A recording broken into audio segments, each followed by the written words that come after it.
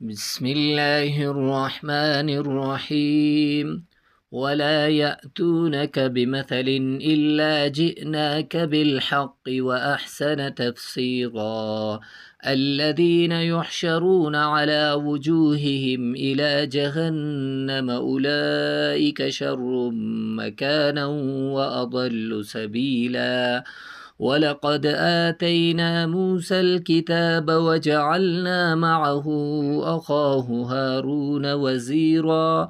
فقلنا اذهبا إلى القوم الذين كذبوا بآياتنا فدمرناهم تدميرا. وقوم نوح لما كذبوا الرسل أغرقناهم وجعلناهم للناس آية وأعتدنا للظالمين عذابا أليما. وعادا وثمود وأصحاب الرس وقرونا بين ذلك كثيرا. وكلا ضربنا له الأمثال وكلا تبرنا تتبيرا. ولقد أتوا على القرية التي أمطرت مطر السوء أفلم يكونوا يرونها بل كانوا لا يرجون نشورا.